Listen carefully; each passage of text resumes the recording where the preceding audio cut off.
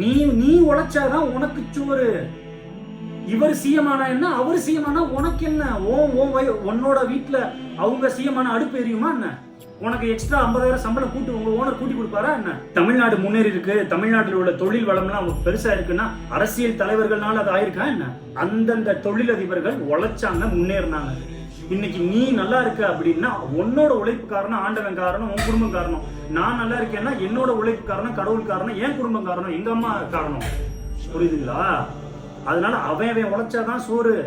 யாரு சிஎம் வந்தாலும் உனக்கு ஒண்ணும் கிடையாது. டாடா அப்படி காட்டிட்டு போயிட்டே இருப்பாங்க, அப்படி காட்டிட்டு போயிடுவாங்க அவங்க. புரியுதுங்களா? தலைவர்களை போய் பார்க்க போய் நிக்கிறீங்க இல்லைங்களா, அவங்களோட பிள்ளைகளை, அவங்களோட பொண்ணையோ அவங்களோட பையனையோ இல்ல அவங்களோட பேரனையோ பேத்தியோ இந்த மாதிரி கூட்டத்துக்கு நடுவில் விடுவாங்களா? விட மாட்டாங்க. தொண்டர்கள்னு சொல்லிக்கிறீங்க இல்லைங்களா, தலையில துண்டை கட்டிட்டு போறீங்க இல்லைங்களா, நீங்க எல்லாம் அடிமைகள். உங்களெல்லாம் ஏறிட்டு கொடுத்து பார்க்க மாட்டாங்க. நீங்க எல்லாம் கைப்பாவைகள். புரிய மாட்டேங்குதுங்களேங்க உங்களுக்கு? கை கொடுங்க, கையை தட்டி விட்டுருவாங்க. என்னங்க எங்கங்க என்னங்க என்ன வாழ்க்கை வாழ்ந்துகிட்டு இருக்கீங்க நீங்க? இன்னுமா இது கூட புரியல? மாணவர்கள் கல்வியில கவனம் செலுத்துங்க, இளைஞர்கள் அவங்களோட தொழில வேலையில கவனம் செலுத்துங்க. அரசியல் பத்தி தெரிஞ்சுக்கோங்க, புரிஞ்சுக்கோங்க, ஓட்டு போடுங்க. அரசியல் பத்தி தெரிஞ்சு புரிஞ்சு ஓட்டு மட்டும் போடுங்க.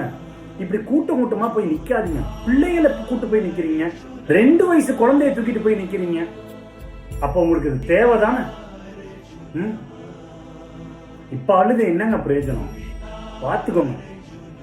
இன்னும் 5-6 மாசம் இத வச்சு எவ்வளவு டிராமா நடக்க போகுதுன்னு பாருங்க. தலை எழுத்துங்க.